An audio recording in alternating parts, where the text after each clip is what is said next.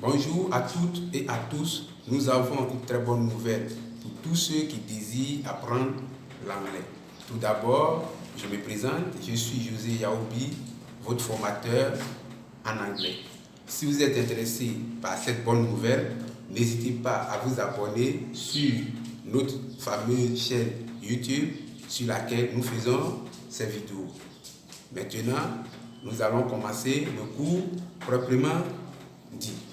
Mais bien avant ça, chers auditeurs et auditrices, pour apprendre l'anglais, si vous voulez suivre et faire l'anglais pour que votre anglais puisse s'améliorer, en suivant ce cours, ayez sur vous des calepins ou des cahiers de notes pour pouvoir bien saisir et après, vous allez essayer de faire des toutes petites révisions.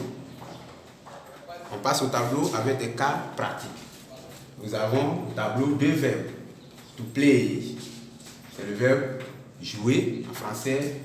To go, c'est le verbe aller en anglais. Et nous allons essayer de conjuguer ces verbes au présent simple, qu'on appelle en anglais des simple present. Voilà comment la conjugaison se passe. D'abord, il faut un tout petit rappel des pronoms personnels ou de personal pronouns. On a I qui est je, you qui est tu, he qui est il au singulier, she est le singulier, it. Pronom personnel singulier des choses et des animaux. On a we qui est nous, on a you qui est tu et vous en même temps, et they. Ici on ne dit pas they, on dit they qui est il ou elle au pluriel. On va voir ensemble ce que ça va donner avec le verbe to play.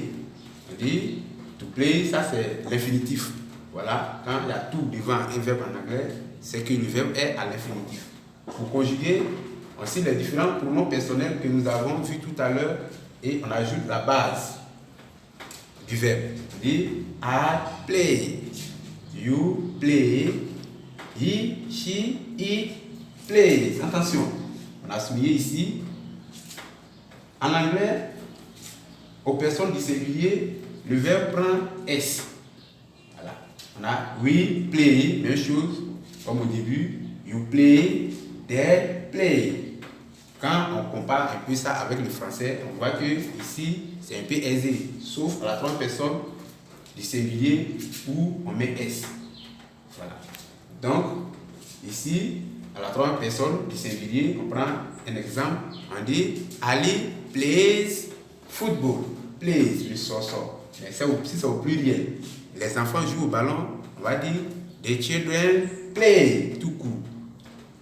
On vient de l'autre côté avec le verbe to go, le verbe aller. I go, you go, he, she, it goes. Ici, le verbe en haut, on met ES, on ne met pas les S directement, on met E d'abord. Ça donne, par exemple, on dit elle va à l'école. Afoué va à l'école, on dit Afoué goes to school. Si c'est les élèves, on va dire the students go. Voici la différence. We go, you go, they go. En dehors de ça, il y a des verbes comme to study, alors le verbe étudier, qui se termine par Y. Là aussi, il y a une modification à la troisième personne du singulier. On met I, E, S. On aura le temps de voir.